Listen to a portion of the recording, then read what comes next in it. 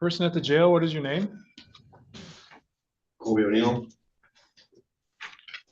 This is case number 254218 FY. Mr. O'Neill, we're here to arraign you on an amended complaint. I know I arraigned you yesterday, but we received an amended complaint, so I'm going to go through that with you.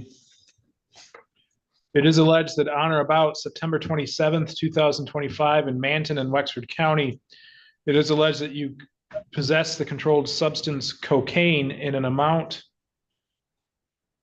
of 50 grams or more, but less than 450 grams. That is a felony punishable by up to 20 years in prison and or a fine of $250,000. And this is where the amendment comes in. The prosecution amended the complaint to add a second or subsequent controlled substance offense, meaning that you have at least one prior drug conviction in your past. In particular, that you were convicted of use of a controlled substance on March 12th, 2024. That makes that 20-year felony a 40-year felony and or a fine of $500,000 and twice the guideline minimum for a current offense. Do you understand those charges and the potential penalties? Yes, sir. On felony complaints, you have certain rights. You have the right to remain silent. Anything you say or write can and will be used against you. You also have the right to be represented by an attorney during any questioning that you consent to. And you have the right to stop answering questions at any time. You also have the right to be represented by an attorney at all phases throughout this process. And if you could not afford one, one would be appointed to represent you, but you may be required to repay a portion of that expense. I know yesterday you requested the appointment of an attorney. Is that still your desire today? Yes, sir. All right, we will continue the request for an appointment of an attorney, enter the not guilty plea on your behalf, and we'll set that matter for a preliminary examination. That's the hearing that happens here in the district court within 21 days, where the prosecution has to prove two things. One, probable cause that the crime had occurred, and two, probable cause that you were the person who had committed the offense. If the prosecution is not able to do that, the case would be dismissed. But if they are able to do that, you'd be ordered to stand trial in circuit court. And prior to that, you'll have a probable cause conference. That is where your attorney and the prosecutor will get together to see if there's a way to resolve the case short of going to trial. Currently, that is set for October 7th, and we will keep it set for that date. The court will continue the bond that was set yesterday of $25,000 cash surety. You are to appear as ordered, keep your contact information current, not leave the state without permission, not to consume any controlled substances, including recreational marijuana, and you'll be subject to testing for both. Ms. O'Mara, anything else for the record? No, Your Honor. Ms. Lawrence? No, Your Honor. All right. Thank you, jail. Next arraignment. That was the only one, Your Honor. The only one. Oh, I'm sorry. Thank you. Thank you, Your Honor. This is case number 254121 SM, the people of the state of Michigan versus Stephanie Pink. Ms. Pink, what is a good mailing address for you? 11527 North Felony Dam Road, Copenick, Michigan 49668.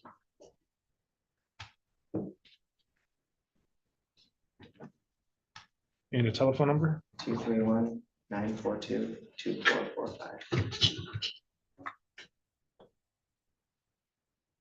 Do you have an email address? Yes. What is that? 04 Sparky Pink 20@gmail.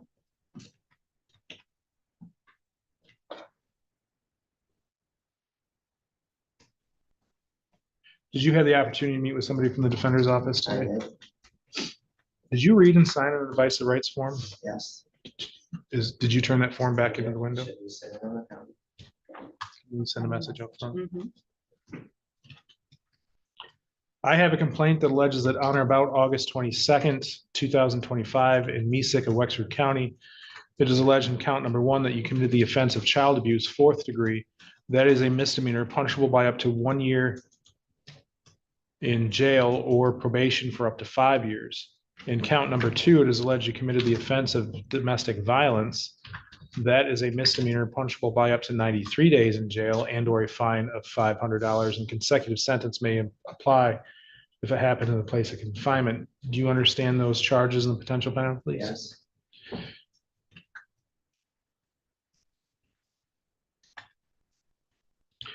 Did you have any questions about that advice of rights form you filled out? No. You do have the right to be appointed, the right to be represented by an attorney at all phases throughout this process. And if you could not afford one to be appointed to represent you at public expense, but you may be required to repay a portion of that expense. Today, do you plan to hire an attorney, represent yourself, or request the appointment of an attorney? For now, the public defender, All right. And what is your current source of income? SSI. The court will make a referral to the public defender's office for the appointment of an attorney, will enter a not guilty plea on your behalf, and will set the matter for a pretrial. That's a hearing in which your attorney will meet with the prosecutor to see if there's a way to resolve the case short of going to trial. You also have the right to have a bond set. A bond is based upon the probability of you appearing at future court appointments, the seriousness of the offense charged, and the threat that you pose to the public. Historically, counsel, I show in 07 an attempted resist and obstruct. Any comment regarding bond from the defender's office? Yes, Your Honor. The defendant appears to have a real recognizance. They live in Meesick at a house that they own, which shows limited flight risk. They also have, I think, this entire front row, second row. Yeah. Everyone in the courtroom is community support for her, which is probably the most I've ever seen. So I would ask the personal recognizance bond previously that you retain. If I don't know if there was a bond set previously. I asked for a personal recognizance bond. Thank you. Ms. Lawrence? Your Honor, the facts of this case are a little concerning. Multiple witnesses who saw the defendant punch the minor victim in the side of the head multiple times. The defendant, I believe, is the victim's stepmother. There has been a little bit of telephone going on in our office. We are trying to get in contact with CPS directly just to figure out what's going on a little bit further. Until then, I am going to ask for a no contact order with the minor victim in this case. People will leave bond up to the discretion of the court. Thank you.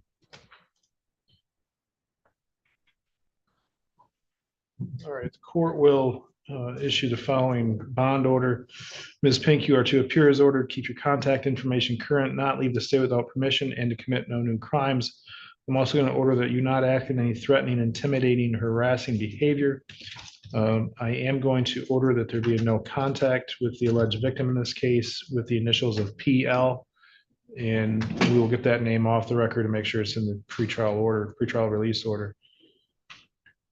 I am going to allow you to remain out on a personal recognizance bond. That means you're not going to have to post any money in order to stay out, but you are required to follow those conditions. You can go out to the front window where you checked in, get a copy of your pretrial release order. You'll need to sign that. You'll also get your next court date. You'll probably have some documents to fill out for the defender's office. And because the offense charged does require your fingerprints to be taken, I have signed a fingerprint order. You'll need to get a copy of that order at the front window and then contact the Wexford County Sheriff's Office and make arrangements to get those prints taken. Okay, thank you. Here on a motion for competency evaluation, and also there was a notice of intent to assert an insanity defense, a request for the criminal evaluation. Ms. Vervento, it's your motion, so I'll turn it over to you. Thank you, Your Honor. I did file a paper motion here as well as court requested at our last meeting, so I have to look at what is in those motions. But as to the insanity defense or the criminal responsibility concerns, my client has reported to me a mental illness which has substantial negative impact with her memory loss, or with her memory and her ability to remember things or control her actions consciously. This limits her ability to participate in her defense or remember any events that may or may not have occurred around the time of these allegations. I also have concerns based on my conversation with her that she struggles to understand her basic rights here. She has expressed to me a lack of understanding if she hears and struggles to stay on point to the matter being discussed, and is very concerned about things that are objectively untrue and impossible to have happened, to the point that it limits her ability to participate in her defense. For those reasons, Your Honor, I am respectfully requesting these evaluations. Thank you. When you say objectively untrue, what do you mean by that? I'm sorry, what was it? When you say objectively untrue, what do you mean by that? If I can approach a bench, Your Honor, Sure. with the prosecutor.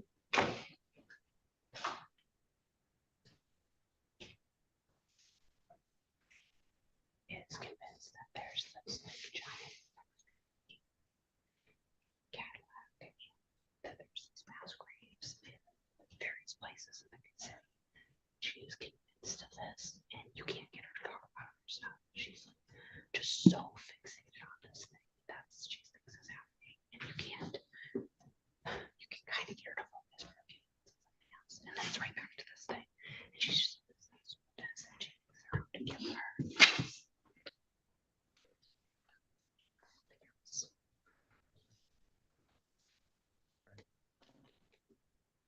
I think that's kind of.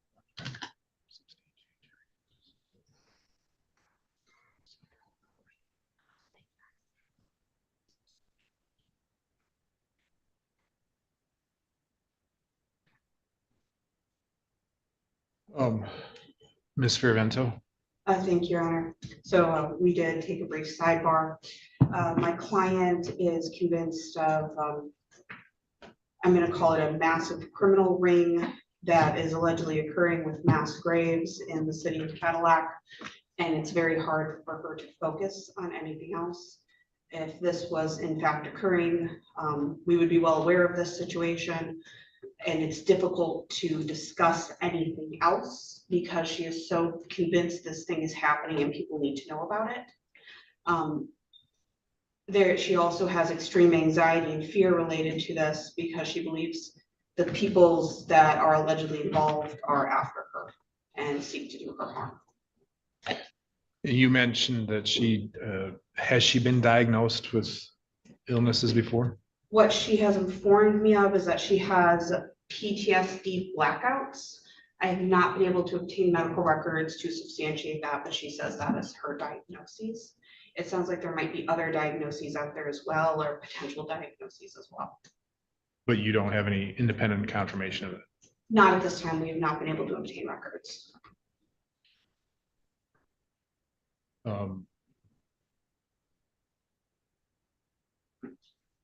All right, I might have some additional questions for you in a minute. Ms. Carey, do you have any input?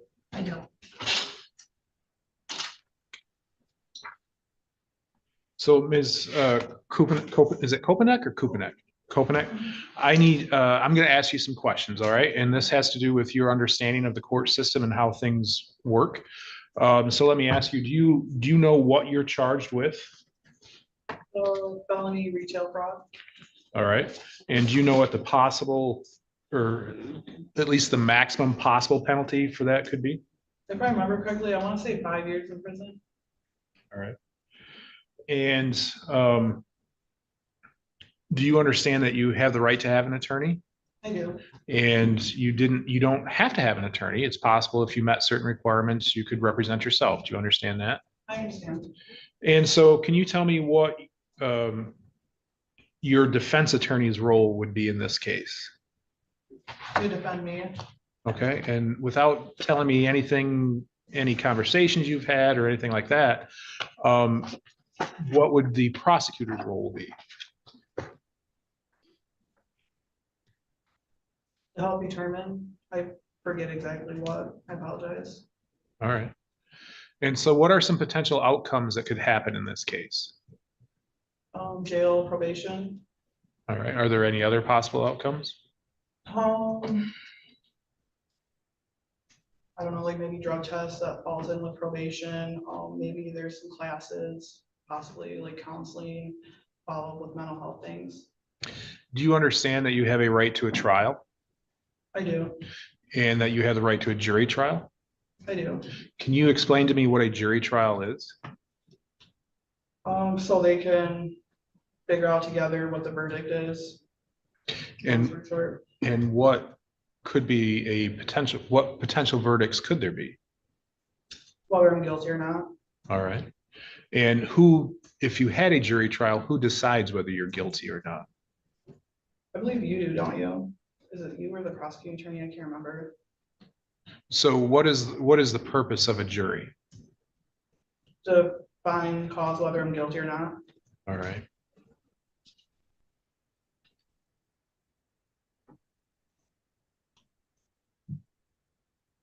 Have you and your attorney, again, without telling me what you've discussed, have you and your attorney discussed what a jury trial is? A little bit briefly. All right. Do you think you understand what was discussed? I do, but I don't, but I'm trying to understand it. All right. Absolutely. So, do you also understand that you don't necessarily have to go to trial? It's possible that, I'm not saying that there is, but it's possible the case might resolve with a plea agreement. Yes. All right. And in your mind, what is a plea agreement? You guys have an idea, whatever I plead to, whether I want to plead guilty or not, if I accept the offer. All right. And do you also understand that you're not required to take a plea agreement? Yes. All right. Now,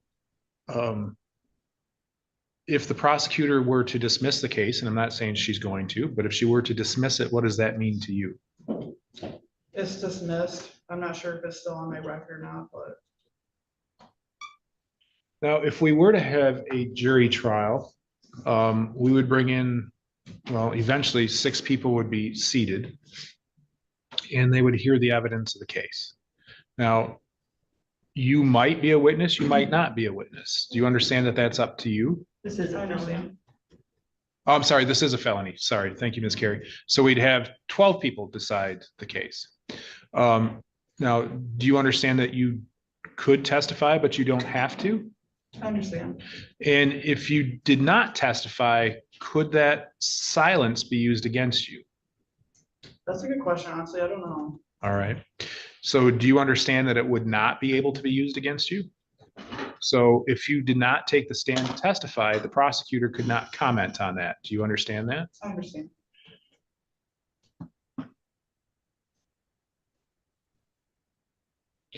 Now, you talked about guilt, but do you also understand that the jury could acquit you? Do you know what acquit means? I do not. So they could find you not guilty.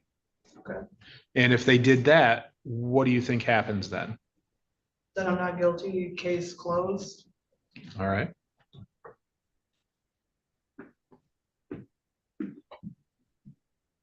Now, I know Ms. Fiorvento has indicated that sometimes there's some difficulty in communicating about the case.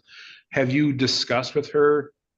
Again, don't tell me what you said, but I'm just going to ask you, have you discussed with her some possible defenses and witnesses in this case? I have.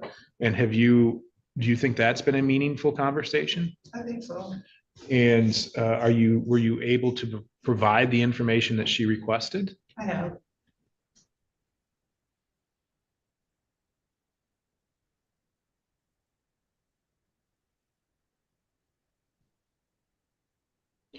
What do you think? So just so you're aware, it's possible that if this case went to trial and stayed as a felony, I would not be the judge that hears that case. Do you understand that? That would be a different judge.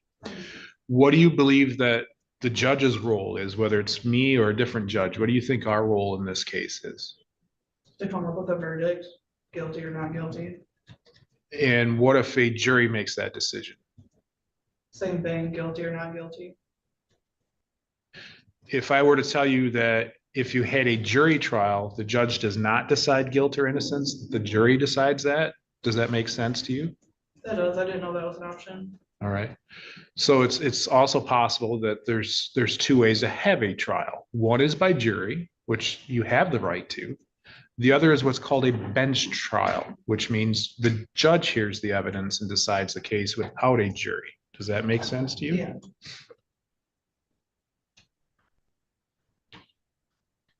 So after having gone through all that, I want to ask you again, do you know what a prosecuting attorney is or what a prosecutor is? To help decide like the verdict, guilty, not guilty. Do you understand that at least for today's purposes, Ms. Carey is the prosecutor? Yes. And what do you think her job is in regard to the case? To help come up with answers. And how do you think she would do that? I don't know how to explain that one. I'm not sure. Pretend I'm a kindergartner. How would you tell me that that works? She helps come up with a decision, whether she believes a person's guilty or not guilty, and as to why maybe, And do you know how she would do that? with evidence. Okay. And how would she, again, in very simple terms, how do you think she would let either the judge or the jury know about the evidence? Just tell them about it, like what she has in front of her. Do you think she can do that on her own, or does she need to have witnesses do that for her? I want to say witnesses. All right.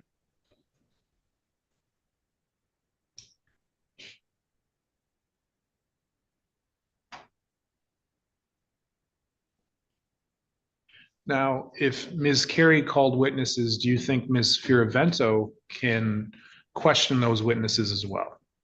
Yes. All right. And if Ms. Firavento calls witnesses, do you think that Ms. Carey would be able to question those witnesses? Yes.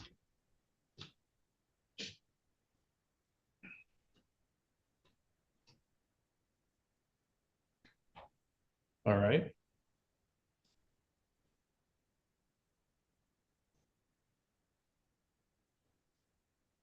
Now, if you were to plead, and I'm just saying hypothetically, all right, just as a for instance, if you were to plead guilty in this case to some charge, whatever that charge might be, do you still have a trial?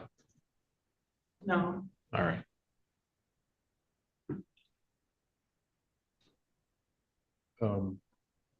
Ms. Firavento, does my line of questioning raise any questions for you?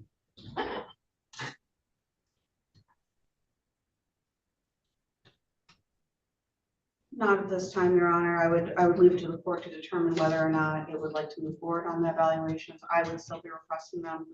Some of my concerns is that the potential witnesses or people allegedly involved in this whole scheme that is objectively untrue. Okay. Ms. Carey, do you have any follow-up questions? No.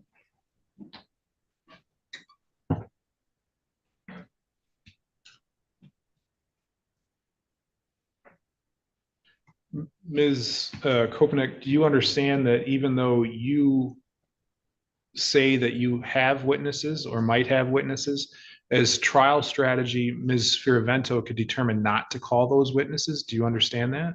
I understand. Do you understand? So whose decision would it be to call those witnesses or not call those witnesses? I want to say my attorney. All right. Okay.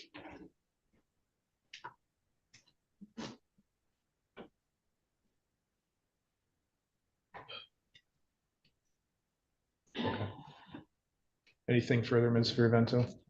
I know, Your Honor. Thank you. Ms. Carey, let me ask you, this is a retail fraud. Is there at Meyer, is there video evidence? Is there witness evidence? We do have video.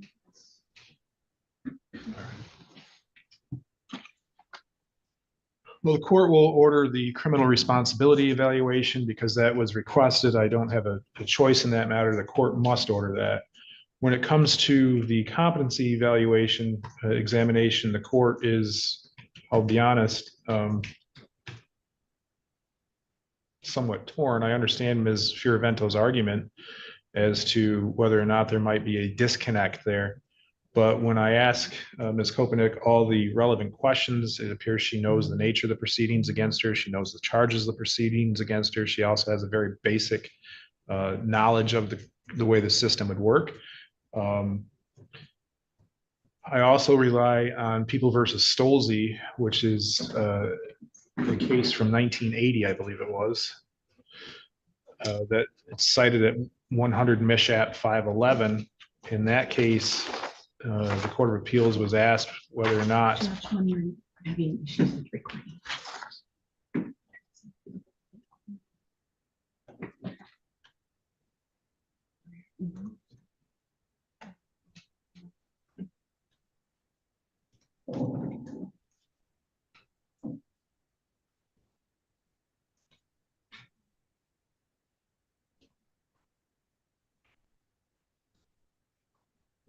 we're good.